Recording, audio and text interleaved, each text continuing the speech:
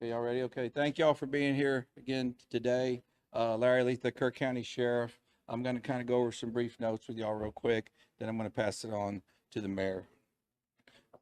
Hundreds of first responders remain along the Guadalupe River in Kerr County working to reunite families. The large search and rescue effort, including local, state, federal, and volunteer agencies, continue. As of 8 a.m. Central Time, 87 deceased have been recovered in Kerr County, including 56 adults and 30 children. Identification is pending for 19 adults and 7 children, with 1 additional person still unidentified. At present, 5 Camp Mystic campers and 1 counselor still remain unaccounted for. We ask private boats to stay off the Guadalupe River to allow search and rescue teams to operate without any interference. This is a tragic time for us. We're so grateful and thankful for all the resources that have been provided to us to do this job. And I can assure you we will not stop until this mission is complete. At this time, I'm going to turn it over to City Mayor.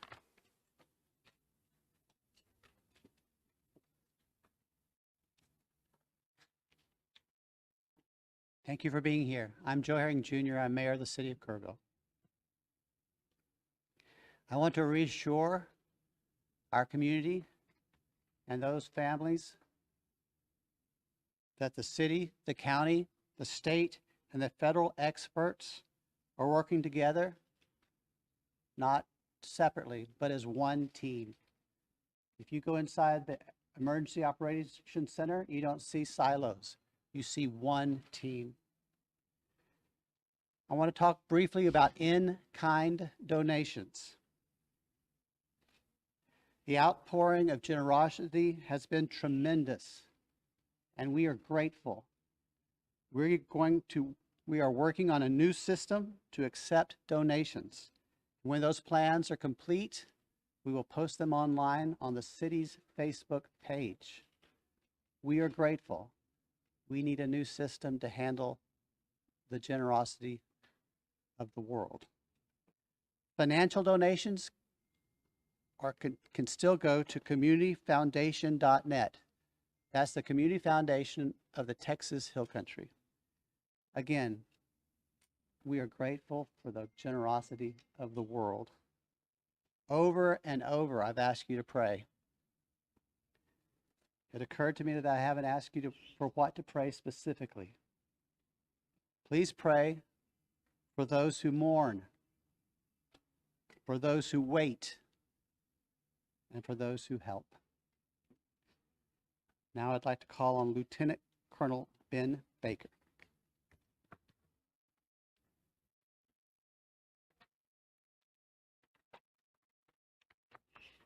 Morning, everyone. Thank you for being here. My name is Ben Baker, Lieutenant Colonel for Texas Game Wardens.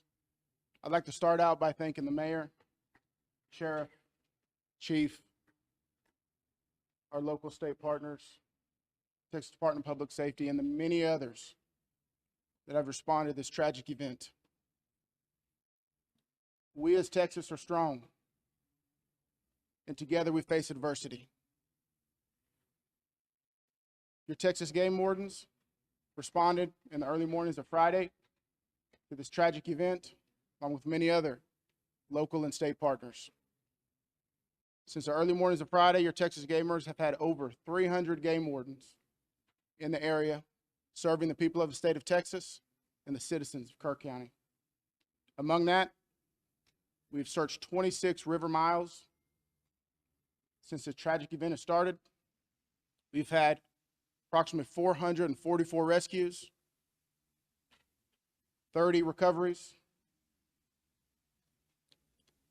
Some of our resources and assets we have dedicated to this tragic event include 2 helicopters with hoist teams, 12 drone teams, 10 K9 units, 9 swiftwater boat crews, 15 airboats, 16 UTVs, and 169 four-wheel drive vehicles.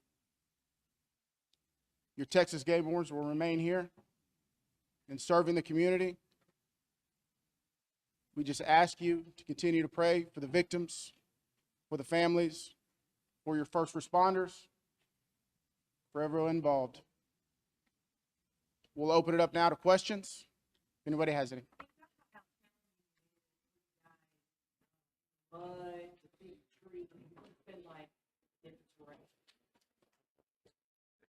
No, thank you for that question. Extremely challenging. You know, we've got, of course, your Texas Game Wardens out there, your local, your state partners, Texas Task Force 1. We've got the National Forest Service out there. We've got A&M Forest Service. We've got numerous responders with specialized capabilities where we've got these large pile of debris. And with our canines and you know, when we're trying to make these recoveries, these large piles can be very obstructive. And to get deep into these piles, it's very hazardous. And those specialized teams have to go in there layer by layer because our first responders, also the safety of them is concerned. So it's extremely treacherous, time consuming, it's dirty work, the water's still there. So we're having to go layer by layer, peeling these off to make those recoveries. So we're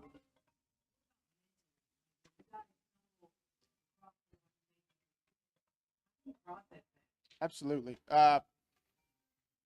We process it the best we can. We have professionals in place, our crisis intervention team. All the agencies have some members representing there, and officer wellness is a first responder wellness is a key component to these operations. So we're maintaining and monitoring our officer wellness, our first responder wellness. We're making sure they have the support. It's very tragic whenever you see human life, but to see a child and that loss of life is extremely tragic. I have a question. Come down west of us, eventually it's going to get down to the bottom of the river. Is that going to put a halt to the search? And if not, how are you going to change the trajectory of the search and rescue operations? So with the water coming down, that is always a concern. And I'm sure you've been monitoring the last couple of days where we've had some reports of maybe some additional water coming in.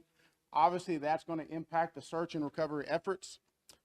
You know, us with numerous other agencies do have air capabilities, drone capabilities. We've got numerous fixed wing, rotary helicopters here. So it will alter our patrol patterns and alter our searches, but it won't deter them. I have a question for the specific discussions and actions were taken between the time the first flood emergency alert came in at 1:14 a.m. and then when the river first started flooding 10 hours later? What were the specific actions and discussions that happened in those hours? Can you repeat that again, please? Sure, absolutely. I would like to know if you could outline, please, what the specific actions and discussions were that local officials took between 1:14 a.m. That's when the first flood emergency alert came out, and hours later when the river first started flooding. What happened in those hours? What I can tell you, when I was first notified, it was around the 4 to 5 area. One of my sergeants was in dispatch when the first calls started coming in, the actual 911 calls come in. It was between 4 and 5 when I got notified. Okay, but prior to that, in that 3 to 4 area, my understanding is, and we're in the process of trying to put a timeline. You know, that's going to take a little bit of time. As I've told you several times, that is not my priority this time. There's 3 priorities. That's locating the people out there, identifying and notifying the next of kin. That is what I'm taking as my job as sheriff here to do. Okay. With all due respect, sir, I think that the community here is asking these questions. What happened? When did it happen? Was the emergency manager awake at the time? Did they push the button to issue an emergency alert? Sir, it's not that easy when you just push a button. Okay, there's a lot more to that. And we've told you several times. Did it happen? I can't tell you at this time. Okay. You can't tell me if the emergency manager of the county actually issued an emergency Sheriff, alert. okay, Sheriff, who Shimon, is just give me a second. Emergency Operations Center? Who runs Let him answer the question. the emergency? I'll come back to you. I'm going nowhere. Appreciate it. Who runs the Emergency Operations Center? We have a communication center, a dispatch, okay? We have a communication center. That's where the calls actually go to the police department, then they're forwarded to But us. leading up to this, in monitoring the weather, there is, in any large city, in any state, there's an Office of Emergency Management that is monitoring the weather, that is watching and listening and getting briefings. Who was getting those briefings in this city, in this county? Who was receiving that information? And who would have ultimately made the decision to evacuate? hearing what was coming in from the weather service. Okay, what we would have done when we get notified, okay, I'm gonna tell you that. You're not emergency management, though, right? The sheriff's not EOC. No, there is no, I meant as the city. Yeah. Help me with that. So we understand you have many questions. Right, Hang on. No, I understand, but you're not gonna answer the question, because that's up to the city manager and the mayor to answer. those Correct. questions. County emergency. We understand you have many questions. The judge is not here. We understand that, but right now, this team up here is focused on bringing people home. That's our focus. All those questions will be answered, but the priority right now It seems like you're is dumping bringing the- people home. We totally understand that, and we value the incredible work that's being done by those first responders. We're seeing them out there muddy and sweaty and grinding it out day after day. But your community is asking these questions. And we will get Emergency answers. manager in the county, Right now, they get all of our the- resources are they- focused Should be able to answer recovery. Who was in charge of the emergency operations center at the time that was getting any briefing? Do we have another question? if any- I think I'd like to focus on what local people can be looking for. We're looking at some erosion in roads and safety and then traveling. What can we tell people who live here right now and what they could do in their neighborhood? Should they worry about traveling on roads? Do we know anything about that infrastructure? Sure, absolutely. Jonathan Lamb, Kerrville Police Department. So we know that there's substantial road damage. Some roads have been closed for safety. We've got crews out there in the county, shoring them up and making sure that people can travel to and from. What we're asking for the public to do to assist us is if they believe that they have seen someone, a victim, notify emergency services. Call 911, let us know, or use our non-emergency numbers, area code 830-257-8181. Contact our dispatch team and we will send officers out there. We also ask folks to limit their travel. Our first responders have had a very difficult time getting to where they need to go because of the amount of people who are flooding our roadways. We understand there's natural curiosity. People want to come here and see the flood damage. Now is not the time for sightseeing. This operation is ongoing and continuous, and it will continue. I've got time for one more question. Last question. As far as I know, the last live rescue, unless there's new information, and I don't believe there is, was made on Friday. Have any of the All right, I'm bodies afraid been that's going to have to do it for this morning. Have some of the bodies been released to the family, Sheriff? Excuse me. Have the bodies been released? Some. I mean, they're at autopsy. I mean, How many are still Mystic? Do we have an estimate among the general population, not just the girls from Mystic, even just credible reports, is it hundreds still?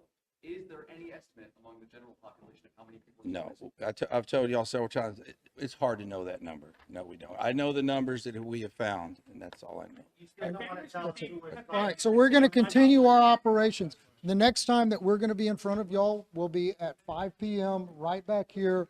If there is a critical update, again, we'll provide that information to you through the contact list that you have provided to us. Thank y'all. We appreciate it. Lieutenant? Yes, sir.